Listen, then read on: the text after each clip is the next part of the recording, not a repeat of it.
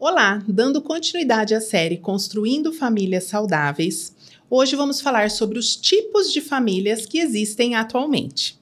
A nossa geração, ela tem vivido uma era em que as verdades elas não são mais absolutas e muitos conceitos são subjetivos.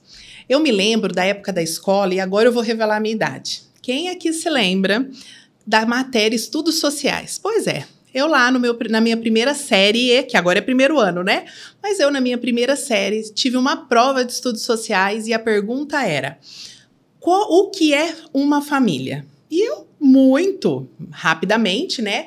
Eu me lembro de ter escrito que família é pai, mãe e irmãos. E eu precisava desenhar a minha família, desenhei a minha mãe, que estava grávida da minha irmã, e desenhei o meu padrasto. Eu já tinha uma família um pouco diferente para a época. No entanto, era a minha família. Eu me lembro que, imagina hoje, né? Eu lembro que eu tirei nota excelente, nem, né? Não lembro se era 10, enfim, mas acertei a pergunta quando eu respondi que família era pai, mãe e irmãos. Agora, imagina hoje o seu filho ter que responder essa pergunta na prova. Uau! O que é família? Se entrar nessa questão, então, o que será que ele teria que escrever? Muitas coisas.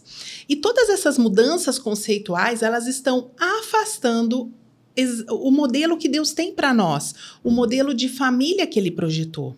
É por isso que hoje nós vamos conversar sobre 3 tipos de família que são muito comuns, que eu vejo muito no consultório, esses tipos de famílias, e que eles não estão de acordo com o ideal que Deus projetou para nós. E o primeiro tipo de família, ele vem justamente fruto dessa sociedade individualizada, uma sociedade que é caracterizada por esse desenvolvimento tecnológico, que são as famílias independentes. As famílias independentes, elas têm como característica o seu individualismo. Por exemplo, o marido e a esposa, cada um tem a sua conta bancária, cada um tem o seu salário, cada um divide o que cada um vai pagar. Eu pago a conta de luz, você paga a conta de água. São famílias onde cada um tem o seu papel a ser desenvolvido. Só que esse tipo de família não foi projetada por Deus, não foi aquilo que Deus projetou para nós. E ela traz alguns prejuízos muito sérios. Por quê? Porque uma característica é a solidão, uma característica é o isolamento. Eu me lembro, na minha infância ainda, né? Tô bem com muitas histórias hoje contando, mas eu lembro que na minha casa tinha uma única TV. Ela ficava no centro, na sala. E eu e minhas irmãs, a gente tinha que decidir. Eu tenho mais 2 irmãs. Tínhamos que fazer acordo sobre o que iríamos assistir. Quando o pai e a mãe chegava, 8 horas era aquele horário do telejornal e nós tínhamos que assistir. Hoje não. Hoje as famílias independentes, cada um tem a sua própria TV na palma da mão. Cada um está no seu quarto, cada um faz a sua refeição no seu horário, não tem refeições à mesa. Podem observar que as casas estão cada vez menores, sem aquelas cozinhas grandes, não há mais a copa, né? A sala de jantar, não existe mais isso. E com isso nós vamos tendo como grande prejuízo a solidão, o isolamento e a frustração. Então, se as famílias independentes elas não são um projeto de Deus, será que as famílias dependentes são o que Deus projetou para nós? Também não. Por quê? Porque as famílias dependentes são aquelas famílias em que elas se retroalimentam deles mesmos. Eles precisam um do outro. E isso, muitas vezes, vai gerar insegurança na criança, isso vai gerar falta de identidade e também vai levar à frustração. Eu trabalhei muitos anos em escola como coordenadora e eu me lembro que quando as aulas começavam, nós tínhamos muita dificuldade com os alunos novos, aqueles que eram os primeiros dias na escola, nós tínhamos todo um período de adaptação. Só que algumas mães, elas não conseguiam se ver sem seus filhos. Eu me lembro de um episódio de uma mãe que ficou na esquina da escola, passava a aula inteira ali querendo ver pelo portão da escola tudo que estava acontecendo. Um dia eu precisei chamá-la até a minha sala e ali, aos prantos, ela disse que eu não consigo ficar sem o meu filho. Eu preciso da presença dele. Então, essas famílias que não conseguem fazer nada sozinhos, que precisam um do outro, também não são o modelo que Deus projetou para nós. Vendo esses dois tipos de família, fica claro que o modelo ideal, aquilo que Deus sonhou para nós, é aquele modelo que tem um equilíbrio. Nem tanto, nem tão pouco, de acordo. É exatamente isso que o Senhor quer para nós.